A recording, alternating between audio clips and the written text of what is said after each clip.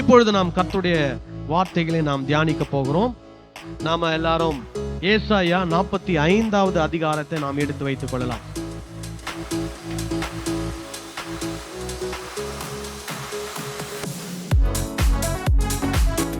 நம்ம ஏசாயா 45வது அதிகாரத்துல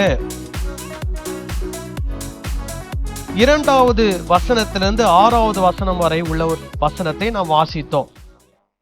அந்த வசனத்தை பொதுவாக ஒரு வாக்குத்தத்த வசனமாக அல்லது ஒரு தீர்க்க தரிசன வசனமாக அதை போதிப்பார்கள். சோ அதை எப்படி எடுத்துக்குவாங்க அப்படின்னா, டைரக்டா திருச்சபைக்கு ஆண்டவர் சொல்லுகிற ஒரு வார்த்தை போல, அல்லது கிறிஸ்தவளாய் இருக்கக்கூடிய ஒவ்வொரு தனிப்பட்ட மனிதர்களுக்கும் சொல்லப்பட்ட ஒரு வாக்குத்தத்த வசனத்தை போல அதை எடுத்துக்கொள்வார்கள்.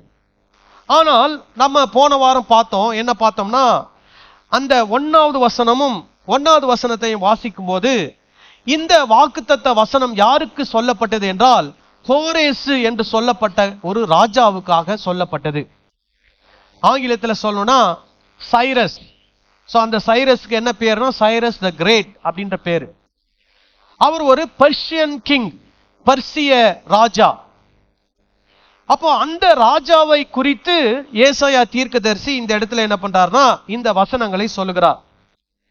1வது வசனம் என்ன சொல்லுகிறா, கர்த்தராகிய நான் அபிஷேகம் பண்ணின கோரேசுக்கு முன்பாக ஜாதிகளை கீழ்ப்படுத்தி ராஜாக்களை இழைக்கட்டுகளை அவிழ்க்கும்படிக்கு அவனுக்கு முன்பாக வாசல்கள் பூட்டப்படாதிருக்க கதவுகளை திறந்து வைக்கும்படிக்கு அவனை பார்த்து அவன் வலது கையை பிடித்து கொண்டு அவனுக்கு சொல்லுகிறதாவது.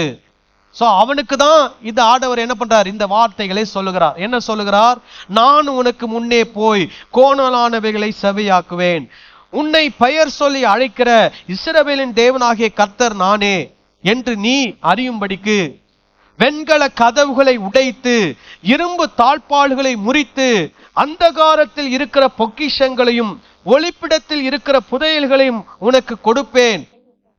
நான் என் தாசனாகிய யாக்கோபின் நிமித்தமும் நான் தெரிந்து கொண்ட இஸ்ரவேலின் நிமித்தமும் நான் உன்னை பெயர் சொல்லி அழைத்து நீ என்னை அறியாதிருந்தும் உனக்கு நாமம் தரித்தேன்.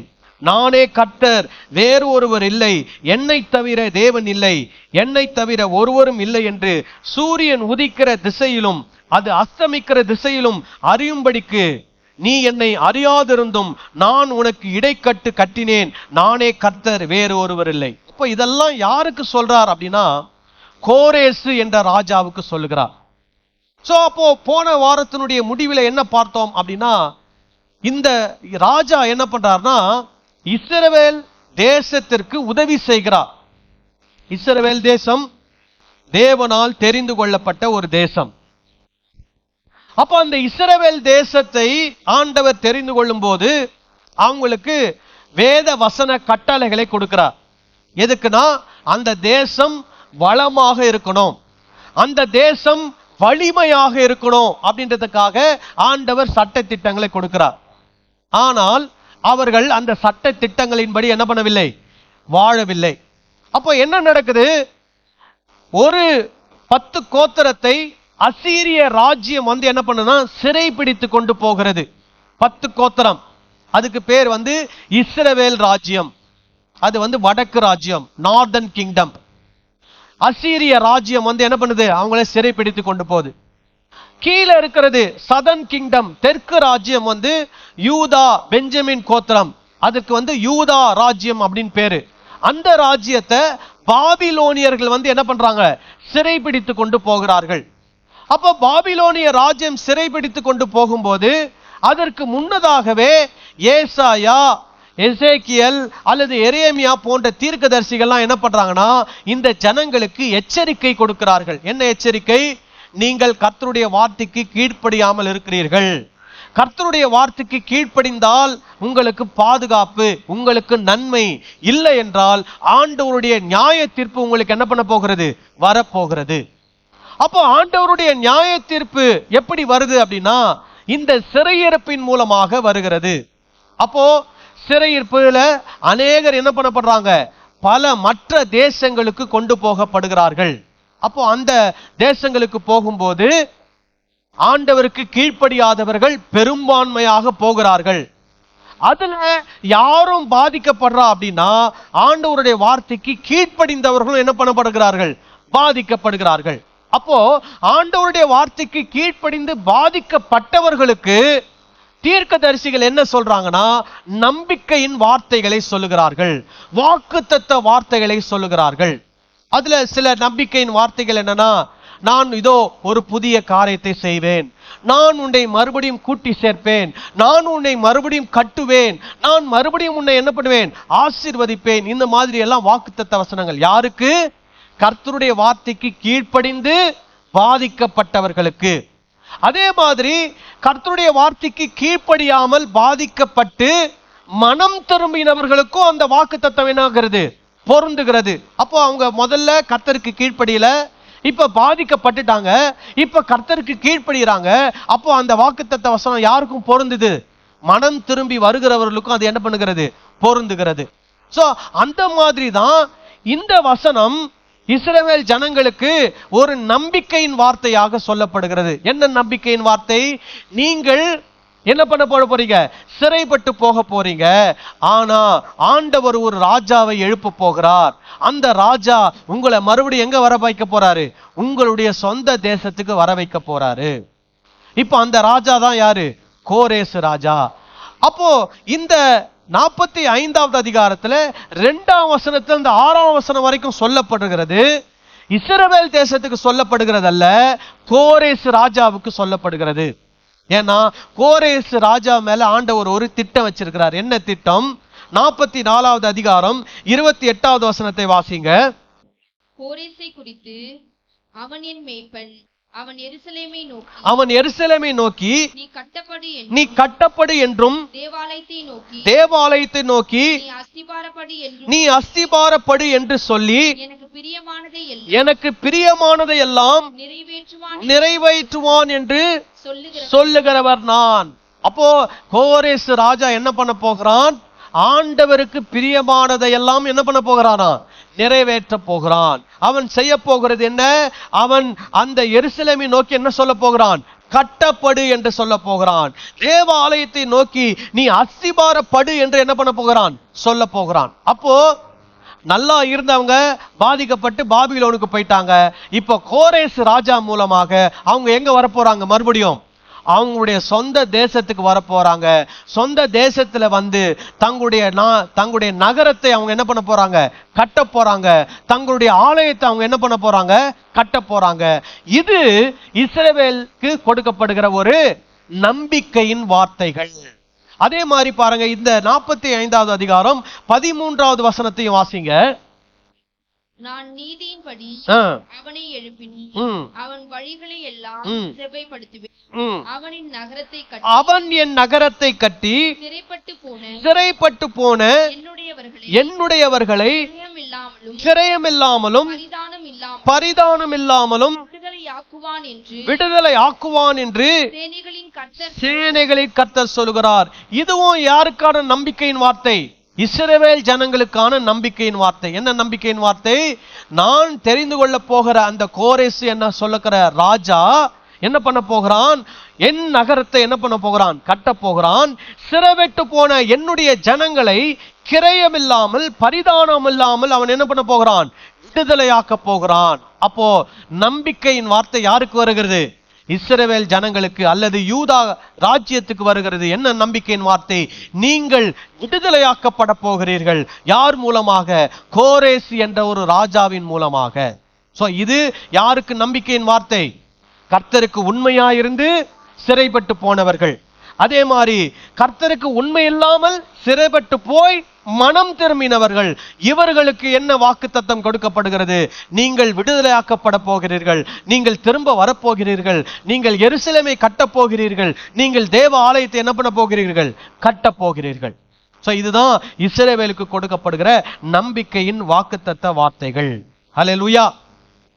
அப்போ நம்ம போன வாரம் என்ன பாயிண்ட் பார்த்தோம்னா, ஆண்டவர் தம்முடைய ஜனங்களுக்கு உதவி செய்வதற்கு யாரை வேண்டுமானாலும் அவர் என்ன பண்ணுவார்? பயன்படுத்துவார். ஆனா அதுல ஒரு காரியம் இருக்குது. என்ன காரியம்? தம்முடைய ஜனங்கள் தேவனுடைய நோக்கத்தை இந்த பூமியில என்ன பண்ண வேண்டும்? நிறைவேற்ற வேண்டும். அப்படி யார் தேவ நோக்கத்தை நிறைவேற்றுகிறார்களோ அவர்களுக்கு தேவன் யார் மூலமாக வேண்டுமானாலும் என்ன பண்ணுவார்? உதவிகளை செய்வார். ஹல்லேலூயா. சரி, இது முதல் பாயிண்ட்.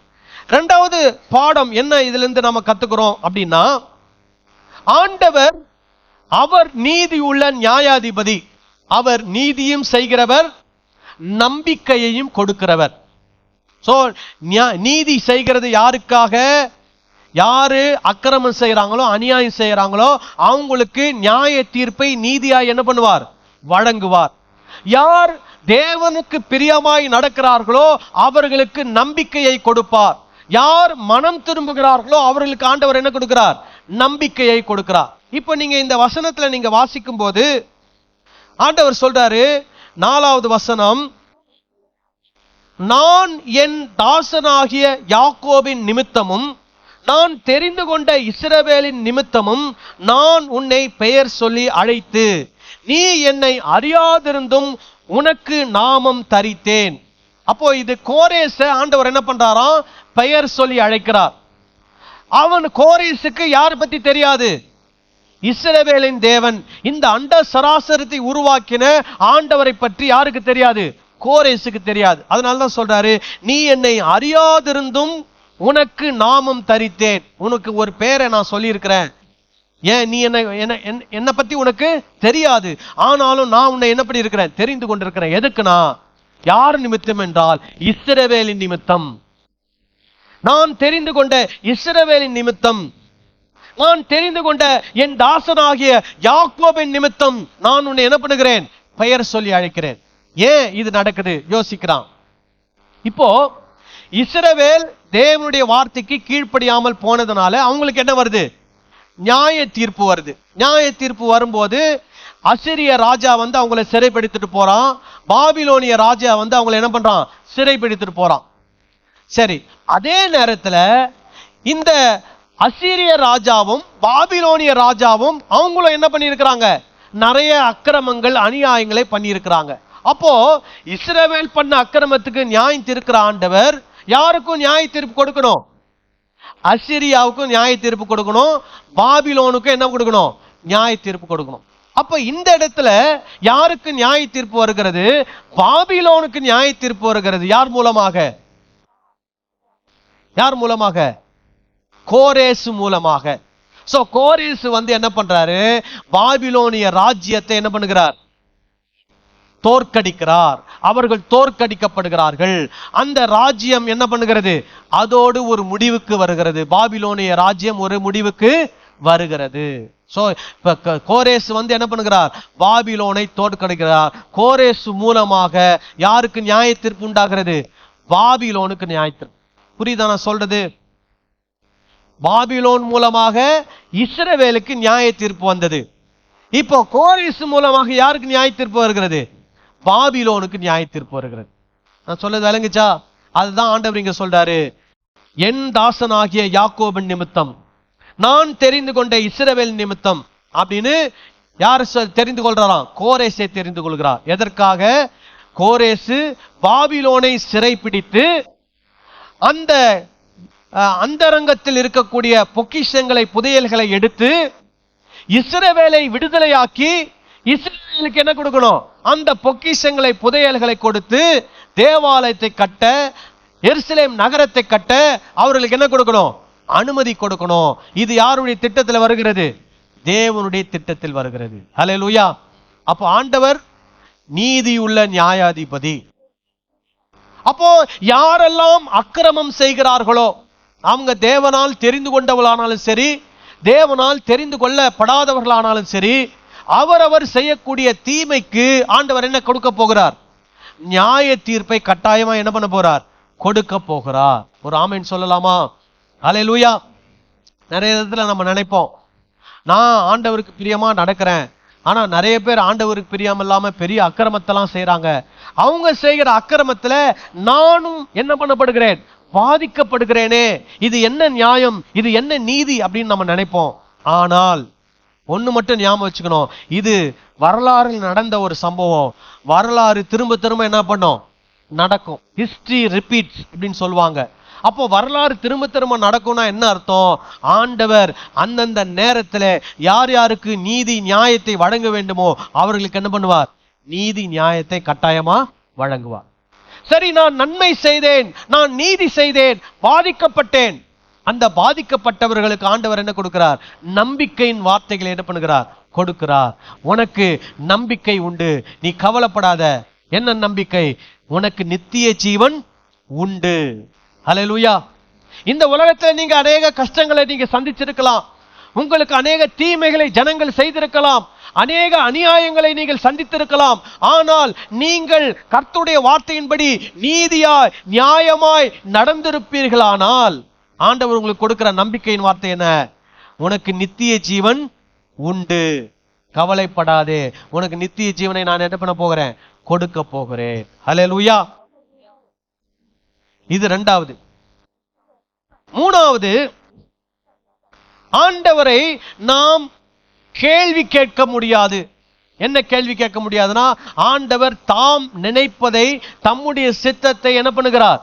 நிறைவேற்றுகிறார். நாம் அவரை ஏன் என்று என்ன பண்ண முடியாதான்? கேட்க முடியாது. அதுதான் இரண்டாவது பகுதியில் வருகிறது. சோ இந்த இரண்டாவது பகுதியை நம்ம வாசிக்க போறோம் ஒவ்வொரு வசனமாக. அப்போ அதை கூர்மையா கவனித்து கொண்டு வாங்க. 7வது வசனத்திலிருந்து நான் உங்களுக்கு சொல்றேன். நான் சொல்லுற வார்த்தையெல்லாம் நோட் பண்ணுங்க.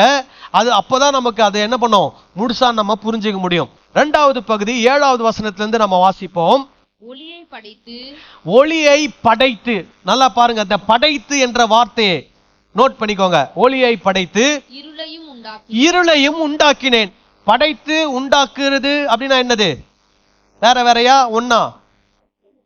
படைக்கிறது உண்டாக்குறது வேற வேறையா? ரெண்டும் ஒண்ணு. அதையும் நோட் பண்ணிக்கோங்க. படைத்து உண்டாக்கினேன். ஓகே. அப்புறம் சமாதானத்தை படைத்து தீங்கையும் உண்டாக்குகிறவர் நானே. அப்புறம் கர்த்தராகிய நானே இவைகளை எல்லாம் செய்கிறவர். அப்போ கர்த்தர் எல்லாவற்றையும் செய்ய வல்லவர் என்பதை இந்த இடத்துல என்ன பண்ணுகிறார்? சொல்லுகிறார். தொடர்ந்து வாசிப்போம். வானங்களே உயர இருந்து சொரியுங்கள், ஆகாய மண்டலங்கள் நீதியை பொழிய கடவது, பூமி திறவுண்டு ரட்சிப்பின் கனியை தந்து நீதியும் கூட விளைவதாக, கர்த்தராகிய நான் இவைகளை உண்டாக்குகிறேன். கர்த்தராகிய நான் இவைகளை என்ன பண்ணுகிறேன்? உண்டாக்குகிறேன். சோ வானங்கள் பூமியில் என்ன சொரிதான்? மழையை என்ன பண்ணுகிறது? சொரிகிறது. அதே மாதிரி பூமி திறவுண்டு ரட்சிப்பின் கனியை தந்து நீதியும் கூட என்ன பண்ணுவது? விளைவதாக. சோ ரட்சிப்பு, நீதி இதெல்லாம் என்ன பூமியில வருகிறது, உண்டாகிறது. அதற்கும் காரணம் யாரு? ஆண்டவர். மழை பெய்வதற்கு காரணம் ஆண்டவர். வானங்களை உண்டாக்கினவர் ஆண்டவர். பூமியை உண்டாக்கினவர் ஆண்டவர். பூமியிலிருந்து திறந்து பூமியிலிருந்து கனிகள் வருவது யார் உண்டாக்கினது? ஆண்டவர். பூமியிலிருந்து வரக்கூடிய தண்ணீரை உண்டாக்கினது யார்? ஆண்டவர். சோ இதெல்லாம் என்ன சொல்ல வராரு? நான் தான் எல்லாவற்றையும் என்ன பண்ணியிருக்கிறேன்? உண்டாக்கி இருக்கிறேன் அப்படின்னு ஆண்டவர் சொல்றார். அப்புறம் மண்ணோடுகளுக்கு ஒத்த ஓடாயிருந்தும் தன்னை உருவாக்கினவரோடே வழக்காடுகிறவனுக்கு ஐயோ. சோ வழக்காடுகிறவனுக்கு அப்படின்றார். வழக்காடுகிறவன் அப்படின்னா என்ன? கூட கூட என்ன பண்றது? பேசுறது. கூட கூட பேசி என்ன சொல்றது? தங்களுடைய நியாயத்தை அவங்களுக்கு முன்னாடி என்ன பண்றது? வைக்கிறது. அதுதான் என்னது? வழக்காடுகிறது. இப்போ இவர் என்ன சொல்றாரு? மண் ஓடுகளுக்கு ஒத்த அப்படின்னா என்ன? பானை உடைச்சிங்கன்னா அது என்னது? மண் ஓடு. அப்ப அந்த ஓடுக்கு ஈக்குவலா இருக்கக்கூடிய ஒரு மனிதன் தன்னை உருவாக்கின தேவனோடு வழக்காடலாமா? அப்படி வழக்காடினால் அவனுக்கு என்னவா? ஐயோ. அப்புறம் களிமண் தன்னை உருவாக்கினவனை நோக்கி, பாருங்க, படைத்த உருவாக்கின என்ற வார்த்தை மறுபடியும் என்ன பண்ணிட்டே இருக்குது? வந்து கொண்டே இருக்குது. மறுபடியும் சொல்றாரு, களிமண் தன்னை உருவாக்கினவனை நோக்கி என்ன செய்கிறாய் என்று சொல்ல தகுமோ? ஒரு களிமண் அந்த கொயவனை பார்த்து என்ன வச்சு நீ என்ன செய்ய போற அப்படின்னு கேட்கலாமா? சொல்லுங்க, கேட்க முடியாது. கொயவன் என்ன செய்யணும்னு நினைக்கிறாரோ அதை என்ன பண்ணுவார்? அவர் செய்வார். அதை ஒரு பானை ஆக்குவார், அல்லது ஒரு சட்டி ஆக்குவார், அல்லது ஒரு குடமாக்குவார், அல்லது ஒரு சின்ன விளக்காக்குவார். அவர் மைண்ட்ல என்ன செய்யணும்னு அவர் தீர்மானிக்கிறார், அதை என்ன பண்ணுவார்? செய்வார். அப்ப அந்த களிமண் கொயவனை பார்த்து என்ன கேட்க முடியாது? என்னை வச்சு நீ என்ன செய்ய போறன்னு என்ன பண்ண முடியாது, கேட்க முடியாது. அப்புறம் உன் கிரியையானது ஆ, அவருக்கு கைகள் இல்லை என்று சொல்லலாமோ? உன் கிரியையானது அவருக்கு அப்படின்னா அந்த களிமண் அந்த குயவனை பார்த்து சொல்லலாமா உனக்கு கை இல்லைன்னு சொல்லலாமா அப்படின்னு கேட்கிறார். இதெல்லாம் யார் கேள்வி எழுப்புறா? ஆண்டவர் கேள்வி எழுப்புறார். சோ இந்த 7வது வசனத்துல இருந்து 10வது சேர்த்து வாசித்துருங்க. தகப்பனை நோக்கி ஏன் ஜெனிப்பித்தாய் என்றும் தாயை நோக்கி ஏன் பெற்றாய் என்றும் சொல்லுகிறவனுக்கு ஐயோ. சோ ஒரு பையனோ ஒரு பொண்ணோ அம்மா அப்பாவை பார்த்து என்ன கேள்வி கேட்க கூடாதான்? எதுக்காக என்ன பெத்த அப்படின்ற கேள்வி என்ன பண்ணக்கூடாது, கேட்க கூடாது. அப்படி கேட்டா அது என்னவா? ஐயோ. அது ஆண்டவர் சொல்றாரு. ஏன் இதெல்லாம் சொல்றாருன்னா இதுல 2 விஷயம் ஒன்னு உருவாக்கினவர், இன்னொன்னு உருவாக்கப்பட்டவர்கள் அல்லது உருவாக்கப்பட்டது. அப்போ உருவாக்கினவரை பார்த்து உருவாக்கப்பட்டது என்ன பண்ண முடியாது, எந்த கேள்வியும் என்ன பண்ண முடியாது, கேட்க முடியாது. ஏன்னா உருவாக்கினவர் ஒரு காரியத்தை உருவாக்குறார்னா ஒரு நோக்கத்தோடு அதை என்ன பண்ணுகிறார், உருவாக்குகிறார். இப்போ நம்ம பிள்ளைகளை பெற்றெடுக்கிறோம்னா ஒரு காரணத்தோட என்ன பண்றோம், பிள்ளைகளை பெற்றெடுக்கிறோம். அவர்களை அவருடைய எதிர்காலம் நல்லா இருக்கணும் நம்ம என்ன பண்றோம், பெற்றோர் நினைக்கிறோம். ஒரு நல்ல சந்ததி எதிர்காலத்துல என்ன ஆகணும், உண்டாகணும் அப்படின்னு நம்ம நினைக்கிறோம். அதே மாதிரி ஆண்டவர் இந்த பூமியையும் வானத்தையும் பூமியில் இருக்கிற எல்லாவற்றையும் மனிதர்களையும் எல்லாத்தையும் படைத்ததுல என்ன இருக்குது, ஒரு நோக்கம் இருக்கிறது. அதனால ஆண்டவர் என்ன சொல்றாருன்னா அவங்க என்ன பார்த்து என்ன பண்ண முடியாது, கேள்வி கேட்க முடியாது. இதுதான் கான்டெக்ஸ்ட். இந்த கான்டெக்ஸ்ட்ல இன்னொரு வசனம் வருகிறது. இந்த வசனம் இப்போ நம்ம வாசிக்க போற வசனம் தமிழ் வேதாகமத்துல மொழிபெயர்ப்பின் போது தவறாக மொழிபெயர்க்கப்பட்டிருக்கிறது. நல்லா கவனிக்கணும். என்ன மொழிபெயர்ப்பு?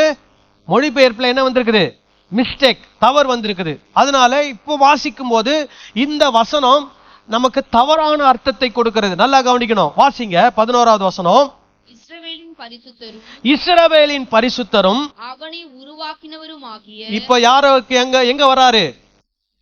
ஒளி, வானம், பூமி, இதெல்லாம் மண்ணு, களிமண்ணு, குயவன் இதெல்லாம் பேசிட்டு யார பத்தி இப்ப பேசுறாரு? இஸ்ரவேலை பத்தி பேசுறார். இஸ்ரவேலின் பரிசுத்தரும் அவனை உருவாக்கினவருமாகிய கர்த்தர் சொல்லுகிறதாவது. அப்ப இஸ்ரவேலை உண்டாக்குனது யாரு? கர்த்தர். அப்போ இஸ்ரவேலை படைத்த கர்த்தர் யாரை பார்த்து சொல்லுகிறார்? இஸ்ரவேலை பார்த்து சொல்லுகிறார், அல்லது யூதா ராஜ்யத்தை பார்த்து சொல்லுகிறார். என்ன சொல்லுகிறார்? வருங்காரியங்களை என்னிடத்தில் கேளுங்கள், என் பிள்ளைகளை குறித்தும் என் கரங்களின் கிரியைகளை குறித்தும் எனக்கு கட்டளை இடுங்கள். இப்ப இந்த வசனம் மேல இருக்கிற வசனத்தோடு ஒத்து போதா?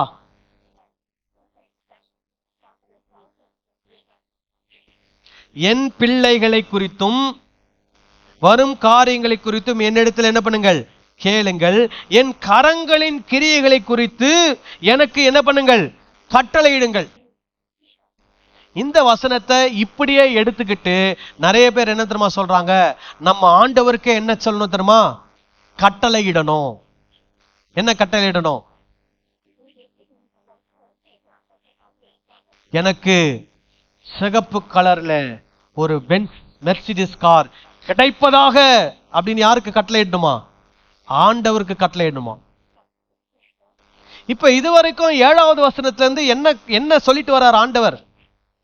நான் உருவாக்கினது என்ன பார்த்து கேள்வி கேட்கலாமான்னு தான் சொல்லிட்டு வர்றார். அப்போ எப்படி திடீர்னு என்ன வரும்? என் கரங்களின் கிரியைகளை குறித்து எனக்கு கட்டளையிடுங்கள் எப்படி ஆண்டவர் சொல்லுவார்? அதுதான் மிஸ்டேக். என்ன மிஸ்டேக்? இதுல ஆங்கிலத்துல எப்படி வருது அப்படின்னா, ஆங்கில வசனத்தை நான் உங்களுக்கு வாசிக்கிறேன், இத புரிஞ்சுக்கிட்டீங்கன்னா உங்களுக்கு தெரியும். This is what the Lord says, the Holy One of Israel and its Maker, concerning things to come, do you question me about my children? நீ என்னை கேள்வி கேட்கலாமா? Do you question me? வரும் காரியங்களை குறித்தும் என் பிள்ளைகளை குறித்தும் நீ என்னிடத்தில் கேள்வி கேட்கலாமா? அப்படிதான் ஆண்டவர் கேட்கிறார்.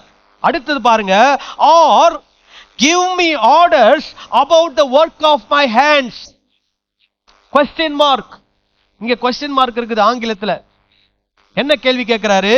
என்னுடைய கரங்களின் கிரியைகளை குறித்து நீ எனக்கு கட்டளை இடுவாயோ? question mark. ஆனா தமிழ் பைபிள்ல எப்படி மாறி இருக்குது? மொழிபெயர்ப்பு மிஸ்டேக், டிரான்ஸ்லேஷன் மிஸ்டேக். என்ன மிஸ்டேக் பண்ணியிருக்கிறாங்க? ஆண்டவர்கிட்ட கேளுங்க, ஆண்டவருக்கு கட்டளை கொடுங்க அப்படின்ற மாதிரி டிரான்ஸ்லேட் பண்ணியிருக்கிறாங்க. ஆனா 7வது வசனத்திலிருந்து நீங்க வாசிச்சுட்டு வந்தீங்கன்னா அதுல இருந்து என்ன சொல்லிட்டு வர்றார் ஆண்டவர்? எந்த கிரியைகளும் களிமண்ணும் யாருக்கிட்ட கேள்வி கேட்க முடியாது. படைத்தவரை நோக்கி பார்த்து எந்த கேள்வி என்ன பண்ண முடியாது? கேட்க முடியாது. பெற்றோரை பார்த்து பிள்ளைகள் எந்த கேள்வி என்ன பண்ண முடியாது? கேட்க முடியாது அப்படின்னு ஆண்டவர் சொல்லிட்டு வராரு. அதே கான்டெக்ஸ்ட்ல தான் என்ன சொல்ல வர்றாருனா, இஸ்ரவேல் அல்லது இஸ்ரவேலை சேர்ந்த யூதா கோத்திரம் என்னை பார்த்து என்ன பண்ண முடியாது? கேள்வி எழுப்ப முடியாது. புரிந்துங்களா நான் சொல்றது? விளங்குச்சா? என்ன சொல்ல வர்றாரு பாருங்க. நான் அதை தமிழ் டிரான்ஸ்லேஷன், சரியான டிரான்ஸ்லேஷன் உங்களுக்கு வாசிக்கிறேன். வரப்போகும் காரியங்களை பற்றி, என் பிள்ளைகளை பற்றி நீங்கள் என்னிடத்தில் கேட்கிறீர்களா? அந்த அளவுக்கு உங்களுக்கு தைரியம் வந்துருச்சா? அதாவது இஸ்ரவேல் ஜனங்கள்ல ஒரு கூட்டம் தேவனை பின்பற்றவங்க, இன்னொரு கூட்டம் தேவனை பின்பற்றாதவங்க. இதுல யார் ஆண்டவரை பார்த்து கேள்வி கேட்கிறாங்க நமக்கு தெரியல. ஆக மொத்தம் கேள்வி கேட்கிறவங்களை பார்த்து ஆண்டவருக்கு என்ன கேள்வி கேட்கிறாரு? நீ எப்படி என்ன பார்த்து கேள்வி கேட்ப? வரப்போகிற காரியங்களை குறித்து அல்லது என்னுடைய பிள்ளைகளை குறித்து நீ என்னிடத்தில் எப்படி கேள்வி கேட்பாய்? அடுத்தது என்ன சொல்றார்னா, என் கைகளின் செயல்களை பற்றி எனக்கு நீ கட்டளை இடுவாயோ? நான் என்ன செய்யணும்னு நீ எனக்கு சொல்லிவா, நீ எனக்கு சொல்வியா அப்படின்னு கேட்கிறார் ஆண்டவர். ஆனா தப்பான டிரான்ஸ்லேஷனை வச்சுக்கிட்டு இன்னைக்கு இருக்கக்கூடிய திருச்சபைகள்ல போதகர்கள் பண்ற அட்டூழியம் பெரிய அட்டூழியம். என்ன அட்டூழியம்? யாருக்கு கட்டளை கொடு? யாருக்கு? ஆண்டவருக்கே கட்டளை கொடு. ஏன்னா ஆண்டவரே அதை சொல்லி இருக்கிறார், எனக்கு கட்டளை இடுன்னு சொல்லி இருக்கிறார். கொஞ்சம் யோசிங்க, கொஞ்சம் காமன் சென்ஸை வச்சு யோசிக்கணும். கடவுளுக்கு நம்ம கட்டளை கொடுக்க முடியுமா? 7வது வசனத்திலிருந்து என்ன வந்துட்டு இருக்குது? நான் உருவாக்கினவரை பார்த்து கேள்வி கேட்கலாமா? பெற்றோரை பார்த்து பிள்ளைகள் கேள்வி எழுப்பலாமா? இந்த மாதிரிலாம் கேட்டுட்டு வர ஆண்டவர் திடீர்னு சொல்வாரா, நான் என்னுடைய கரங்களின் கிரியை குறித்து நீங்க எனக்கு கட்டளை இடுங்கன்னு சொல்வாரா? சொல்ல மாட்டார். அதிலே புரிஞ்சுக்கணும். அப்போ அங்க என்ன சொல்ல வராரு? என்னுடைய கரங்களின் கிரியை குறித்து யாரும் எனக்கு என்ன பண்ண முடியாது? கட்டளை கொடுக்க முடியாது. என் பிள்ளைகளை குறித்து எனக்கு என்னிடத்துல யாரும் கேள்வி எழுப்ப முடியாது. எதிர்காலங்களை குறித்து என்னிடத்துல யாரும் என்ன பண்ண முடியாது? கேள்வி எழுப்ப முடியாது. நான் என்ன செய்யணும்னு நினைக்கிறேனோ அதை நான் என்ன பண்ணுவேன்? செய்வேன். இத சொல்லிட்டு தான் என்ன சொல்ல வராரு ஆண்டவர்? நான் 12வது வசனம், நான் பூமியை உண்டு பண்ணி, பாருங்க மறுபடியும் சிருஷ்டிப்பு. நான் பூமியை உண்டு பண்ணி நானே அதன் மேல் இருக்கிற மனுஷனை சிருஷ்டித்தேன், என் கரங்கள் வானங்களை விரித்தன. மறுபடியும் ஆண்டவர் ஆணித்தனமா சொல்றாரு, நான் தான் எல்லாத்தையும் என்ன பண்ணியிருக்கிறேன்? உண்டாக்கி இருக்கிறேன். சோ ஏன் இதெல்லாம் சொல்லிட்டு வர்றாரு அப்படின்னா, நான் ஒரு திட்டம் வச்சிருக்கிறேன். என்ன திட்டம்? என்னுடைய பிள்ளைகளுடைய எதிர்காலத்தை பற்றி, அவர்களுக்கு 100 வருஷம் கழிச்சு என்ன நடக்க போகுது, என்னுடைய கரத்தின் கிரியைகள் நான் படைத்த மனிதர்களை கொண்டு நான் என்ன செய்ய வேண்டும் என்று வைத்திருக்கிறேனோ அதை நான் என்ன பண்ண போகிறேன்? செய்ய போகிறேன். அதுதான் அவர் என்ன சொல்ல வராரு. கோரேசு என்று ஒருவனை நான் என்ன பண்ண போகிறேன்? எழுப்பி அவன் மூலமாக என் ஜனத்திற்கு என்ன கொண்டு வர போகிறேன்? விடுதலையை கொண்டு வர போகிறேன். அதனால இப்ப நடக்க போறத பத்தி யாரும் என்னத்துல என்ன பண்ண முடியாது? கேள்வி கேட்க முடியாது அப்படின்னு யாருக்கு சொல்றாரு? ஏசாயா மூலமா இஸ்ரவேல் ஜனத்துக்கு சொல்றார். புரியுதுங்களா நான் சொல்றது? அப்போ நம்முடைய வாழ்க்கையில ஆண்டவர் ஒரு திட்டம் வைத்திருக்கிறார். ஹல்லேலூயா. இப்போ 100 வருஷம் கழிச்சு நம்ம வாழ்க்கை என்ன நடக்கும் நமக்கு தெரியுமா? நாளைக்கே நமக்கு என்ன நடக்க போகுது நமக்கு தெரியாது. ஆனால் நம்முடைய எதிர்காலத்தை குறித்து அறிந்து வைத்திருக்கிறவர் யார்? ஆண்டவர். அதனால இப்போ நடக்கிறத வைத்து நாம் ஆண்டவர்கிட்ட என்ன கேள்வி கேட்க முடியாது? ஆண்டவரே, என்ன இப்போ எனக்கு இப்படி நடக்குது? நீங்க ஆண்டவரை முழுசா நம்புனீங்கன்னா, ஆண்டவரே நீங்க என்ன சொல்லணும்? நீங்க எதிர்பார்க்காத எதிர்மறையான காரியங்கள் உங்களை சுற்றி நடந்தாலும் நீங்க சொல்ல வேண்டியது ஒண்ணுதான், ஆண்டவரே என்னை முழுமையாய் உம்முடைய சித்தத்துக்கு என்ன பண்ணுகிறேன்? ஒப்பு கொடுக்கிறேன். ஏனென்றால் என்னுடைய எதிர்காலம் யாருக்கு தான் தெரியும்? உங்களுக்கு மட்டும்தான் தெரியும். ஹல்லேலூயா. என்னுடைய வாழ்க்கையில கூட நான் நிறைய இக்கட்டான சூழ்நிலைகளை நான் சந்தித்தது உண்டு. அப்ப எனக்கு கேள்வி வரும், ஏன் நடக்குது? ஏன் எனக்கு மட்டும் இப்படி நடக்குது? ஆனா ஒவ்வொரு முறையும் நான் கேள்வி கேட்கும் போது ஆண்டவர் எனக்கு சொல்ற ஒரே ஒரு விஷயம்தான், நீ கர்த்தருடைய சித்தம் உன் வாழ்க்கையில் என்ன பண்ணுகிறது? நிறைவேற போகிறது. நீ கர்த்தருடைய சித்தத்துக்கு உன்னை என்ன பண்ணு? ஒப்புக்கொடு. இப்ப ஆண்டவரும் யார்கிட்ட சொல்றாரு? இஸ்ரவேல் ஜனங்களுக்கு சொல்றாரு, நீங்க எதிர்காலத்தை பத்தி என்ன நடக்க போகுது, அல்லது நீங்க என்னுடைய பிள்ளைகள் தான், உங்களை பத்தி என்ன நடக்க போகுது அப்படின்னு நீங்க என்ன பண்ணிக்கிட்டு இருக்காதீங்க, யோசிச்சுட்டு இருக்காதீங்க. உங்களை பத்தி நான் ஒரு நல்ல திட்டம் என்ன பண்ணியிருக்கிறேன்? வச்சிருக்கிறேன். இப்போ எரேமியா மூலமா கூட ஆண்டவர் இதை சொல்லி இருக்கிறார். பாருங்க, எரேமியா தீர்க்கதரிசி புஸ்தகம் 25வது அதிகாரம் 11ல இருந்து 13 வரைக்கும் வாசிங்க. இந்த தேசம் எல்லாம் வனாந்திரமும் பாழுமாகும். இந்த ஜாதிகளோ 70 வருஷமாக பாபிலோன் ராஜாவை என்ன பண்ணுவார்கள்? சேவிப்பார்கள். அப்படின்னா என்ன அர்த்தம்? பாபிலோன்ல போய் பாபிலோன் ராஜாவுக்கு அவங்க என்னவா இருக்க போறாங்க? அடிமையா இருக்க போறாங்க. அதே நேரத்துல பாபிலோன் ராஜாவுடைய அதிகாரம் இங்க இருக்கிறவங்க மேலயும் என்ன பண்ண போகுது? இருக்க போகுது. அப்புறம் 70 வருஷம் நிறைவேறின பின்பு பாபிலோன் ராஜாவின் இடத்திலும் அந்த ஜாதியின் இடத்திலும் கல்தேயருடைய தேசத்தின் இடத்திலும் அவர்களுடைய அக்கிரமத்தை பாருங்க, அவர்களுடைய அக்கிரமத்தை விசாரித்து அதை நித்திய பாழிடமாக்கி, அதை என்ன பண்ண போறார்? ஆண்டவர் நித்திய பாழிடமாக்க போறார். யார் மூலமா? கோரேசு மூலமா பாழிடமாக்கி, நான் அந்த தேசத்துக்கு விரோதமாய் உரைத்த என் வார்த்தைகளை எல்லாம் எரேமியா சகல ஜாதிகளுக்கும் விரோதமாக தீர்க்கதரிசனமாய் சொன்னதும் இந்த புத்தகத்தில் எழுதியிருக்கிறதுமான யாவையும் அதன் மேல் பண்ணுவேன் என்று கர்த்தர் சொல்லுகிறார். அல்லேலூயா. அப்போ ஏசாயா மூலமாய் சொல்லப்பட்டது, எரேமியா மூலமாய் சொல்லப்பட்டது எல்லாம் என்னங்க வரப்போகுது? அந்த பாபிலோன் தேசத்தின் மேல என்ன பண்ண போகுது? வரப்போகிறது. கோரேசு இதெல்லாம் என்ன பண்ண போறாரு? பாபிலோன் மேல செய்ய போறாரு. செய்ததுக்கு அப்புறம் ஆண்டவருடைய ஜனங்கள், ஆண்டவருடைய பிள்ளைகள், அவர்கள் என்ன பண்ண போகிறார்கள்? விடுவிக்கப்பட போகிறார்கள். அவர்கள் மறுபடியும் அவருடைய தேசத்துக்கு என்ன பண்ண போகிறார்கள்? அனுப்பப்பட போகிறார்கள். இதெல்லாம் யாருடைய திட்டம்? ஆண்டவருடைய திட்டம். மறுபடியும் பாருங்க, எரேமியா 29வது அதிகாரத்திலையும் ஆண்டவர் ஒரு சில விஷயங்களை சொல்றார். எரேமியா மூலமா 10வது வசனத்திலிருந்து வாசிப்போம். பாபிலோனிலே 70 வருஷம் நிறைவேறின பின்பு. அப்படின்னா என்ன அர்த்தம்னா, பாபிலோனுக்கு இந்த ஜனங்கள் சிறைப்பட்டு போவதற்கு முன்பதாகவே எரேமியா சொல்றார். என்ன சொல்றார்னா, நீங்க பாபிலோன்ல 70 வருஷம் என்ன பண்ண போகிறீங்க? சிறைப்பட்டு இருக்க போறீங்க. You will be taken as captives to Babylon for 70 years. அப்போ 70 வருஷம் முடிஞ்சாதான் நீங்க என்ன பண்ணுவீங்க? திரும்பி வருவீங்க அப்படின்னு எரேமியா முன்னாடி என்ன பண்றாரு? தீர்க்க தரிசனம் சொல்றாரு. எரேமியா சொல்றது என்ன? நீங்க சிறைப்பட்டு போறது, எத்தனை வருஷம் அங்க சிறைப்பட்டு இருப்பீங்கன்றது எரேமியா சொல்றது. ஏசாயா சொல்றது என்ன? எந்த ராஜா மூலமா உங்களுக்கு என்ன பண்ண போகுது? விடுதலை கிடைக்க போகிறது. எந்த ராஜா மூலமா மறுபடியும் உங்க இடத்துக்கு நீங்க வர போறீங்கன்றது யார் சொல்றது? ஏசாயா சொல்றது. சரி, இந்த எரேமியா மறுபடியும் என்ன சொல்றாரு பாப்போம்.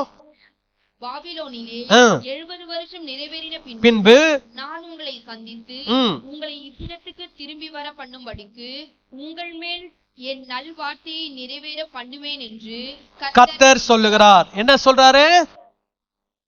70 வருஷம் நிறைவேறின பின்பு யாருக்கு சொல்றாரு?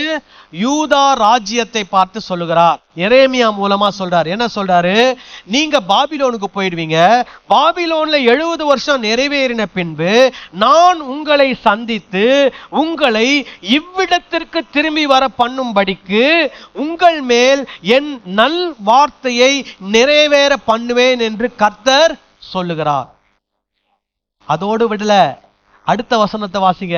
ஏன்னா இந்த வசனத்தை வச்சு கூட இன்னைக்கு இருக்கக்கூடிய போதகர் பண்ற அட்டூழியம், அநியாயம் அதேகம். அடுத்த வசனத்தை வாசிப்போம். நீங்கள் எதிர்பார்த்திருக்கும் முடிவை உங்களுக்கு கொடுக்கும்படிக்கு நான் உங்கள் பேரில் நினைத்திருக்கிற நினைவுகளை அறிவேன் என்று கர்த்தர் சொல்லுகிறார். இதையும் அவுட் ஆஃப் கான்டெக்ஸ்ட் எடுத்துட்டு என்ன சொல்றது? ஆண்டவர் உங்க வாழ்க்கையில ஒரு பெரிய திட்டம் வச்சிருக்கிறாரு, ஒரு நோக்கம் வச்சிருக்கிறாரு.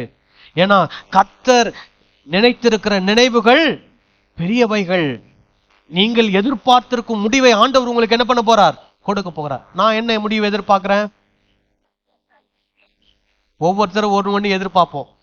நம்ம எதிர்பார்க்கறதெல்லாம் கர்த்தர் என்ன பண்ண போறதில்ல, செய்ய போறதில்ல. இந்த வசனம் எரேமியா மூலமா யாருக்கு சொல்லப்பட்டது? யூதா ஜனங்களுக்கு சொல்லப்பட்டது. என்ன சொல்றார் ஆண்டவர்? நீங்க 70 வருஷம் அங்க இருப்பீங்க, மறுபடியும் 70 வருஷம் கழிச்சு எங்க வர போறீங்க? உங்க சொந்த தேசத்துக்கு வர போறீங்க. நான் சொன்ன வார்த்தையை என்ன பண்ண போறேன்? நிறைவேற பண்ண போறேன். ஏன்னா உங்களை பற்றி நான் ஒரு காரியத்தை என்ன பண்ணியிருக்கிறேன்? நினைத்து வைத்திருக்கிறேன். நீங்க எதிர்பார்க்கிற முடிவு என்ன? அவங்க என்ன எதிர்பார்ப்பாங்க? உங்களை எல்லாரையும் பிடிச்சிட்டு போய் ஸ்ரீலங்காவில் இருக்கக்கூடிய இல்ல அந்தமான்ல இருக்கிற ஜெயில போட்டுறாங்கன்னு வைங்க. நீங்க எல்லாம் என்ன நினைப்பீங்க? என்ன நினைப்பீங்க? அந்தமான்லயே வாழ்க்கையை என்ன பண்ணுவோம்? ஓட்டிடுவோம். அந்தமான்ல ஒரு 10 ஏக்கர்ல ஒரு தீவு வாங்கிடுவோம் யோசிப்பீங்களா? என்ன யோசிப்பீங்க சொல்லுங்க? மறுபடியும் எங்க வரணும்? எங்க சொந்த ஊருக்கு வரணும், தமிழ்நாட்டுக்கு வரணும், சென்னைக்கு வரணும், எங்க வீட்டுக்கு போகணும். இங்க வந்து என்ன பண்ணணும்? இருக்கணும். அதுதான் நீங்க எதிர்பார்க்கிற முடிவு.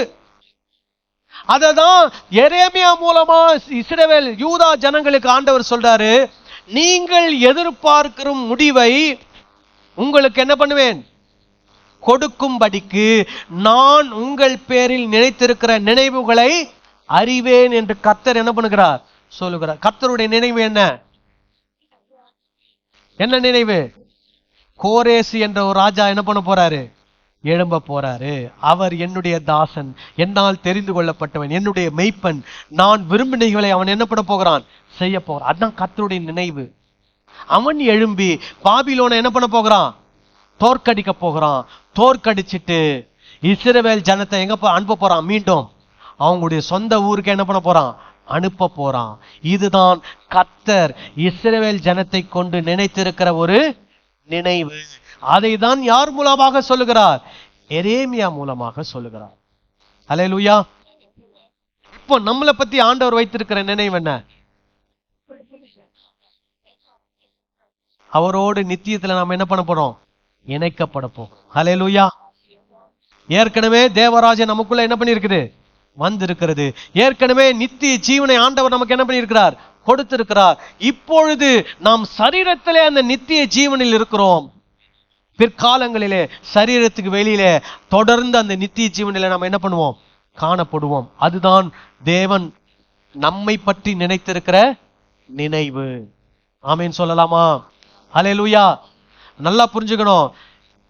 எரேமியா தீர்க்கதரிசி பாபிலோனுக்கு போன யூதா ஜனங்களுக்காக பேசுறது இது. மறுபடியும் 10ல இருந்து வாசிப்போமா? மறுபடியும் உங்களுக்கு தெளிவா புரிஞ்சுக்கிறதுக்காக சொல்றேன். 10ல இருந்து வாசிங்க. பாபிலோனிலே 70 வருஷம் நிறைவேறின பின்பு நான் உங்களை சந்தித்து உங்களை இவ்விடத்திற்கு என்ன பண்ணுவேன்? திரும்பி வர பண்ணும்படிக்கு உங்கள் மேல் என் நல் வார்த்தையை நிறைவேற பண்ணுவேன் என்று கர்த்தர் சொல்லுகிறார். நீங்கள் எதிர்பார்த்திருக்கும் முடிவை உங்களுக்கு கொடுக்கும்படிக்கு நான் உங்கள் பேரில் நினைத்திருக்கிற நினைவுகளை அறிவேன் என்று கர்த்தர் சொல்லுகிறார், அவைகள் தீமைக்கல்ல சமாதானத்துக்கு ஏதுவான நினைவுகளே. ஹல்லேலூயா. சோ ஆண்டவர் இஸ்ரவேல் ஜனத்தை வைத்திருக்கக்கூடிய நினைவு என்ன? தீமைக்கான நினைவு அல்ல. என்ன நினைவா? சமாதானத்துக்கு ஏதுவான நினைவு. என்ன நினைவு? கோரேஸ் என்ற ஒரு ராஜா எழும்புவான், பாபிலோனை தோற்கடிப்பான், தம்முடைய ஜனங்களை கையில காசை கொடுத்து பொக்கிஷங்களை கொடுத்து எருசலேம் தேவாலயத்திலிருந்து திருடி கொண்டு வந்த எல்லா பொருட்களையும் கையில கொடுத்து என்ன பண்ணுவான்? அனுப்பி மறுபடியும் எருசலேம் நகரத்தையும் தேவாலயத்தை என்ன பண்ண போகிறான்? கட்ட வைக்க போகிறான். இதுதான் இஸ்ரவேல் தேசத்தை குறித்து தேவன் நினைத்திருக்கிற நினைவுகள். அது நிறைவேறினதா? நிறைவேறினது. ஏசாயா தீர்க்க தரிசனம் சொன்னது 675 கிறிஸ்துவுக்கு முன் 675 ஆண்டிலே. இப்போ கிறிஸ்துவுக்கு முன் இருக்கிற காலம் எல்லாம் எப்படி வரும்னா மைனஸ்ல வரும், டிக்ரீஸ் ஆயிட்டு வரும். அதாவது 675, 670, 660, 630 அப்படின்னு கீழே வந்து எங்க வந்து முடியும்? ஜீரோல வந்து முடியும். அதுதான் கிறிஸ்து பிறந்த நாள். அப்புறம் கிறிஸ்து பிறந்ததுக்கு அப்புறமா எப்படி வரும்? 1, 2, 3, 4ன்னு இப்ப நம்ம எங்க வந்திருக்கிறோம்? 2025 வந்திருக்கிறோம். இப்ப நான் சொல்ற டேட் வந்து கிறிஸ்துவுக்கு முன் 675 தான் ஏசாயா இந்த தீர்க்கதரிசன வசனத்தை என்ன பண்றாரு? சொல்றார். சொல்லும் போது 539 கிட்டத்தட்ட எத்தனை வருஷம்? 539 சொன்னீங்கன்னா ஒரு 100-120 வருஷம் கழிச்சு கோரேஸ் என்ற ராஜா பாபிலோனை சிறை பிடிக்கிறான், பாபிலோன் ராஜாவை தோற்கடிக்கிறான், பாபிலோன் ராஜ்யத்தை என்ன பண்றான்? அவன் பிடிக்கிறான், அவன் கையகப்படுத்துகிறான். எப்போ? 539 கிறிஸ்துவுக்கு முன். 539 பிடிச்சிட்டானா 538 அவன் என்ன பண்றானா? ஒரு கட்டளை கொடுக்கிறான். என்ன கட்டளை கொடுக்கிறான்? எருசலேமிலிருந்து வந்த யூதர்கள் அனைவரும் தங்களுடைய சொந்த தேசத்துக்கு என்ன பண்ணலாம்? திரும்பி போகலாம் என்ற ஒரு கட்டளை என்ன பண்ணுகிறான்? பிறப்பிக்கிறான். 538 முதல்ல ஒரு கூட்டம் ஏறக்குறைய 50,000 பேர் செருபாபேல் என்ற ஒரு மனிதனுடைய தலைமையிலே 50,000 பேர் எங்க இருந்து போறாங்கன்னா பாபிலோன்ல இருந்து மறுபடியும் எங்க போறாங்க? எருசலேமுக்கு போறாங்க. எப்ப நடக்குது? 538 கிறிஸ்துவுக்கு முன். 538 சொல்லிட்டேன். இப்போ 538க்கு அப்புறம் 457, 538 இருந்து அப்படியே குறைஞ்சு எங்க வருது? 457 இரண்டாவது ஒரு கூட்டம் எஸ்ரா என்கிற ஒரு ஆசாரியன், எஸ்ரா என்கிற ஒரு வேத பாரகன், அவருடைய தலைமையிலே ஒரு கூட்டம் என்ன பண்றாரு? இரண்டாவதாக ஒரு கூட்டம் என்ன பண்றாங்க? எருசலேமுக்கு பாபிலோன்ல இருந்து போறாங்க. எப்ப போறாங்க? கிறிஸ்துவுக்கு முன் 457. அதுக்கப்புறம் மூணாவது ஒரு கூட்டம் கிறிஸ்துவுக்கு முன் 444 கிறிஸ்துவுக்கு முன் 444 நெகேமியா என்கிற ஒரு மனிதனுடைய தலைமையில ஒரு கூட்டத்தார் என்ன பண்றாங்க? மறுபடியும் பாபிலோன்ல இருந்து எங்க போறாங்க? எருசலேமுக்கு போறாங்க. ஆக மொத்தம் ஏசாயா மூலமா சொல்லப்பட்டது என்ன ஆயிடுச்சு? நிறைவேறினது. என்ன சொல்றாரு? நீங்கள் எதிர்பார்க்கும் முடிவை உங்களுக்கு என்ன பண்ணுவேன்? கொடுப்பேன். அவங்க என்ன எதிர்பார்த்தாங்க? நாம சொந்த ஊர்ல இருந்து எங்க வந்திருக்கிறோம்? அந்நியர் தேசத்துல வந்திருக்கிறோம். மறுபடியும் எங்க போனோம்? சொந்த ஊருக்கு போனோம். நம்முடைய பட்டணத்தை கட்டணும், நம்முடைய தேவாலயத்தை கட்டணும் அப்படின்னு அவங்க எதிர்பார்த்தாங்க. அவங்க எதிர்பார்த்தபடி ஆண்டவர் அவங்களுக்கு என்ன பண்ணாரு? கோரேசு மூலமாய் அதை ஆரம்பித்து அதை 3 முறையாக அது நடப்பித்து எல்லாரும் என்ன பண்றாங்க? தங்களுடைய சொந்த தேசத்துக்கு போறாங்க. சிலர் அந்த தேசத்துல இறந்து போயிடுறாங்க. உதாரணத்துக்கு தானியேல் பாபிலோனுக்கு போனவர் அங்கேயே இருந்து வயசாகி என்ன பண்ணிட்டார்? இறந்து போயிட்டார். சோ அவர் மறுபடியும் அவர் சொந்த ஊருக்கு என்ன பண்ணல? போகல. ஆனா ஒரு சிலருக்கு அவர்களுக்கு அந்த கொடுப்பனை இருந்தது. அவர்கள் தங்களுடைய சொந்த தேசத்துக்கு என்ன பண்ணார்கள்? 70 ஆண்டு கழித்து போனார்கள். இதுல இருந்து நம்ம என்ன பாடம் கத்துக்கிறோம்? நம்முடைய வாழ்க்கையில் ஆண்டவர் ஒரு திட்டத்தை என்ன பண்ணியிருக்கிறார்? வச்சிருக்கிறார். அதனால நம்மளுக்கு நடக்கக்கூடிய காரியங்களை குறித்து நாம் என்ன பண்ணக்கூடாது? ஆண்டவரிடத்துல ஏன், எதுக்கு, ஏன் எனக்கு மட்டும் அப்படின்னு நீங்க என்ன பண்ணாதீங்க? கேட்காதீங்க. உங்க வாழ்க்கையை முழுசா ஆண்டவர் கையில என்ன பண்ணுங்க, அர்ப்பணிங்க. ஏன்னா அவர் நம்மை படைத்தவர். எதற்காக படைத்தார் என்று அவருக்கு தெரியும். அந்த நோக்கத்தை நம்முடைய வாழ்க்கையில ஆண்டவர் என்ன பண்ணுவார், கட்டாயமா நிறைவேற்றுவார். ஏன் எனக்கு இந்த சூழ்நிலை, ஏன் எனக்கு மட்டும் ஏன் இப்படி நடக்குது, ஏன் ஏன் ஏன் நிறைய கேள்வி நம்ம எழுப்பலாம். ஆனா நீங்க ஆண்டவர் உண்மையா நம்புறவங்களா இருந்தா, ஆண்டவர் உண்மையா நம்புறவங்களா இருந்தா, நான் ஒரு உதாரணம் மட்டும் சொல்லி முடிக்கிறேன். நான் வந்து +2 படிக்கும்போது maths, physics, chemistry, computer science இதை தான் நான் எடுத்தேன். Maths, physics, chemistry, computer science எடுத்தேன். நான் என்ஜினியரிங் படிக்க வேண்டிய ஒரு ஸ்டூடெண்ட். அந்த காலத்துல எனக்கு மேக்ஸ்ல வந்து என்ன என்ன கட் ஆஃப்னா, மேக்ஸ், பிசிக்ஸ், கெமிஸ்ட்ரியில 120 மார்க் எடுக்கணும். ஏன்னா அவுட் ஆஃப் 200 120 எடுத்தாதான் என்ஜினியரிங் காலேஜுக்கு எலிஜிபிள். நான் வந்து மேக்ஸ்ல 112 மார்க், 8 மார்க் கம்மி. அதனால என் எலிஜிபிலிட்டி என்ன ஆயிடுச்சு, போயிடுச்சு. அப்படியே நான் வந்து என்ஜினியரிங் காலேஜில் போய் சேரணும்னா காசு கட்டி தான் சேர முடியும். சரி, நான் என்ஜினியரிங் கனவே என்ன ஆயிட்டேன், மறந்துட்டு பிஎஸ்சி கம்ப்யூட்டர் சயின்ஸ் படிக்கலாம் அப்படின்னு சொல்லி நினைச்சேன். நியூ காலேஜ்னு சொல்லிட்டு ராயப்பேட்டையில் இருக்குது நியூ காலேஜ். அதில் போய் பிஎஸ்சி கம்ப்யூட்டர் சயின்ஸுக்கு நான் போய் அப்ளிகேஷன் போட்டுட்டு போய் கேட்கும்போது அங்கே இருக்கிற ஒருத்தர் சொன்னார், நீ பிஎஸ்சி கம்ப்யூட்டர் சயின்ஸில் சேரணும்னா 50,000 ரூபாய் டொனேஷன் கொடுக்கணும் அப்படின்னாரு. 1994, நல்லா கேட்டுக்கோங்க, 1994 1994 50,000 டொனேஷன் கொடுத்து தான் எனக்கு என்ன சீட் கிடைச்சிருக்கும், பிஎஸ்சி கம்ப்யூட்டர் சயின்ஸ். என் கூட படிச்ச ஒரு ஃப்ரெண்டு அதே பிஎஸ்சி கம்ப்யூட்டர் சயின்ஸ் படிச்சு எம்சிஏ படிச்சு இன்னைக்கு அவன் அமெரிக்கால இருக்கிறான், கம்ப்யூட்டர் கம்பெனில வேலை செய்யறான், அமெரிக்கால ஃபேமிலியா செட்டில் ஆயிருக்கிறான். பிஎஸ்சி கம்ப்யூட்டர் சயின்ஸ் படிச்சு எம்சிஏ படிச்சு கம்ப்யூட்டர் லைன்ல போனவன். ஸோ நானும் அப்படி படிச்சிருந்தேன்னா என்ன இருப்பேன், எம்சிஏ படிச்சு இன்னைக்கு ஒரு பெரிய சாஃப்ட்வேர் கம்பெனில சீனியர் லெவல்ல ஒரு பொசிஷன்ல இருந்திருப்பேன். சரி, அங்க சீட்டு கிடைக்கல. எங்க அப்பா கிட்ட வந்து சொன்னேன், இந்த மாதிரி இந்த காலேஜில் 50,000 டொனேஷன் கேட்குறாங்க அப்படின்னு. எங்க அப்பா சொன்னாரு, டொனேஷன்லாம் கொடுக்க முடியாது, எந்த காலேஜில் உன்னை சேர்த்துக்கிறானோ அந்த காலேஜில் சேர்ந்து படின்னு சொல்லிட்டார்.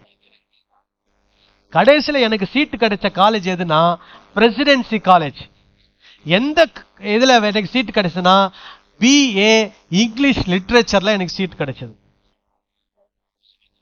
யோசிங்க, நான் இன்ஜினியரிங் படிக்க வேண்டிய ஆளு, கம்ப்யூட்டர் படிக்க வேண்டிய ஆளு, எதை போய் படிச்சுட்டு இருந்தேன், பிஏ இங்கிலீஷ் லிட்ரேச்சர்ல போய் சேர்ந்து படிச்சேன். நான் ஆண்டவருடைய சித்தத்துக்கு என்ன பண்ணேன், எனக்கு ஏன் நான் பிஏ இங்கிலீஷ் லிட்ரேச்சர்ல போய் சேர்ந்தேன்னு எனக்கும் தெரியாது. நானும் அதை படிச்சேன். ஏன்னா எங்க அப்பா சொல்லிட்டாரு, எதுல சீட் கிடைக்குதோ அது சேர்ந்து படின்ட்டார். படிச்சேன், எம்பிஏ இங்கிலீஷ் லிட்ரேச்சர் படிச்சேன். படிச்சு முடிச்சோன்னு எங்க போயிட்டேன், பைபிள் காலேஜ் போயிட்டேன். பைபிள் காலேஜ்லாம் போய் படிச்சு முடிச்சுட்டு வரேன். படிச்சு முடிச்சு 2002 படிச்சு முடிச்சேன். 2002 இருந்து 2017 வரைக்கும் 15 வருஷம், நல்லா கவனிங்க, 2002 இருந்து 2017 வரைக்கும் 15 வருஷம் நிறைய சர்ச்சஸ்ல உதவி போதகர், அசிஸ்டன்ட் பாஸ்டா இருந்திருக்கிறேன். ஒரு சர்ச்சில் 200 பேர், ஒரு சர்ச்சில் 50 பேர், ஒரு சர்ச்சில் 1000 பேர், ஒரு சர்ச்சில் 200 பேர், 150 பேர், இந்த மாதிரிலாம் நிறைய சர்ச்சில் அசிஸ்டன்ட் பாஸ்டா இருந்துட்டு 2017 இந்தியாவுக்கு வரேன். கத்தார்ல இருந்து வரேன். வந்து சர்ச்சு ஆரம்பிக்கணும் அப்படின்னு சொல்லி நிறைய இடத்தை நான் தேர்ந்தெடுக்கிறேன். எந்த இடமே செட் ஆகல. அப்ப எங்க அப்பா சொல்றாரு, நம்முடைய இடம் அயனம்பாக்கத்துல ஒண்ணு இருக்குதுப்பா, சும்மா தான் இருக்குது, அந்த இடத்துல நீ என்ன பண்ணு, ஒரு ஷெட்டு போட்டு ஆரம்பின்றார். சரின்னு வந்து இந்த இடத்த வந்து பார்த்தா ஒரு கிராமம். இந்த இடத்துல இந்த சந்து பாத்தீங்கன்னா மண் ரோடு, பள்ளம் மேடுமா இருக்கும். இந்த இடம் ஒரே புல் புதரா இருந்த ஒரு இடம். இங்க வந்து பாக்குறேன், இந்த இடத்த எங்க அப்பா 1994 50,000 கொடுத்து வாங்கியிருக்கிறார்.